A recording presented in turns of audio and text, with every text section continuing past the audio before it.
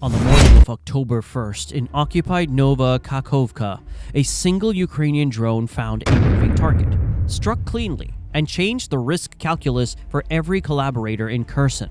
The man behind the wheel was Volodymyr Leontiev, Moscow's handpicked administrator. Hours later, he was pronounced dead. What happened on that street was more than a headline. It was a precise message that distance from the front no longer guarantees safety. Ready to see how one strike can bend an entire occupation? The day began, like countless others, along the east bank of the Dnipro. Checkpoints snapping to attention, convoys rumbling through intersections, and occupation media staging the theater of permanence. Leontiev worked inside that ritual, taking short routes in a town Russia claimed to hold securely, trusting that the bubble of escorts, jammers, and routine would deter anything serious. But routines are maps for predators. A multirotor, the kind soldiers and locals call a Baba Yaga, slipped through the familiar clutter of streets and treelines, hugging low where radar loses interest and eyes grow lazy. It watched, waited, and then pounced. One moment the target was a protected official with a convoy plan, the next he was just a driver at a stoplight with a thin layer of belief between him and the truth.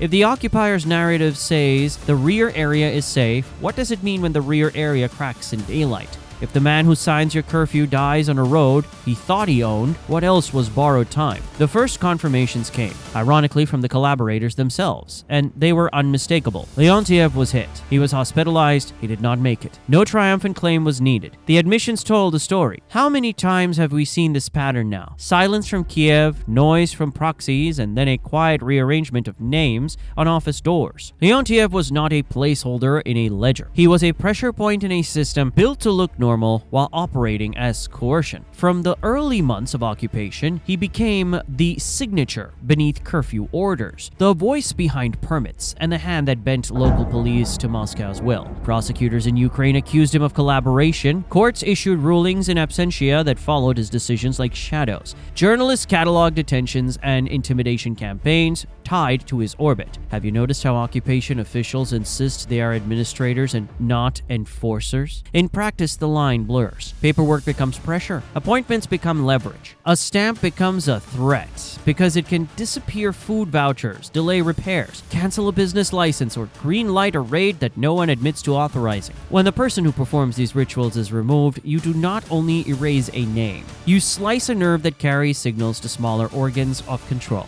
Does any occupation survive without clerks who say yes and no at the right time? Can a regime that depends on cues, signatures, and rubber stamps function when the rubber stamp is scorched metal? Leontiev's value to Moscow was never just his title. It was his willingness to wrap illegality in a normal tone. Take away that tone and something brittle shows through. Brittle things snap when pressure returns. Urban terrain rewards patience and punishes arrogance. Alleys and parked trucks can cut sight lines. Balconies and billboards bend echoes. Street noise hides a whirring motor until the moment it is too late. Small drones fly where big defenses hate to look. Below rooftops, inside courtyards, along power lines, and across riverside tree lines, they can stage nearby with tiny footprints, passed from safe house to safe house instead of broadcasting a single launch point. Operators study patterns the way climbers study a wall, waiting for the half minute when a driver hesitates, a light changes, or an escort glances at a radio. They rehearse routes, mark wind lanes, log camera glare, and test signals in the dead spots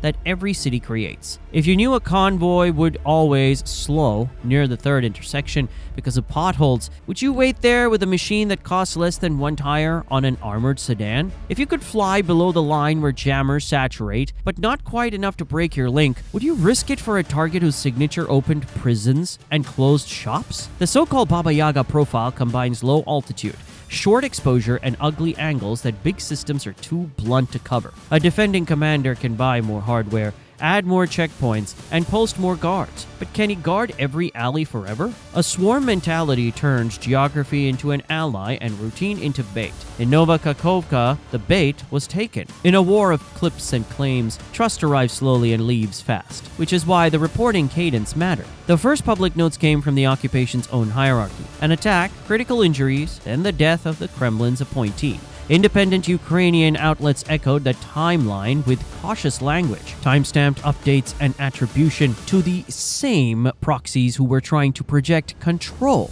Kiev declined to boast, which is common for sensible work inside occupied cities. Does restraint make a story less real or more credible? When hostile channels confirm your facts and local imagery matches the street, the car, and the light, the narrative does not need embellishment. It needs clarity. Why show gore when a burned sedan and a funeral sentence say everything? Why guess when the other side has already said the quiet part out loud? Verification is strategy, not bureaucracy. Viewers say when they can trust what they hear, platforms reward what viewers finish. The more you close loops, what happened, who was hit, what changes next, the more the audience leans in for the next loop. Isn't that why these drone stories, done right, keep outperforming dry battle maps? You're not selling spectacle. You're selling certainty in a fog that punishes certainty. That certainty turns one strike into a chapter in a longer series that audiences follow because the series keeps its promises. Eliminating a high-profile collaborator triggers choices that do not trend but quietly shift the ground truth.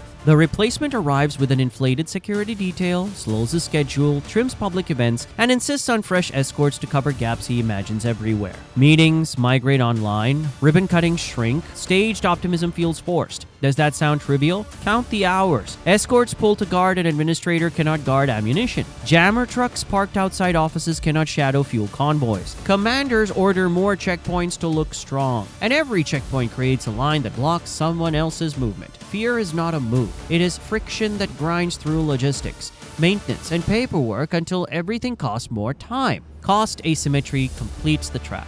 A multirotor assembled from off-the-shelf parts compels an occupier to spend orders of magnitude more on jammers, patrols, armored sedans, and overtime, then still miss the one alley no one can see. Each minute an official spends rerouting a convoy is a minute not spent repairing a radar, hardening a warehouse, or tracking a different threat. Over weeks, minutes become missed inspections, late fuel deliveries, and careless mistakes made by tired men chasing ghosts. Meanwhile, the population watches the theater of inevitability crack. If the chair at the head of the table can be emptied in daylight, who believes the speech about forever? If the speech about forever sounds shaky, who stops listening to the loudest voice in the room? Occupations unravel when normality becomes a costume no one wants to wear. Expect a public show of normalcy in Nova Kakhovka, a replacement appointed, photos taken in a familiar office, and vows that nothing will change. Watch for the tells that everything already has. Curfews will tighten, escorts will multiply, routine paperwork will slow. Paranoia around phones, cars, and short morning commutes will rise. Every hour spent on fear management is an hour not spent repairing radar, moving fuel, or preparing for the next Ukrainian push across the river.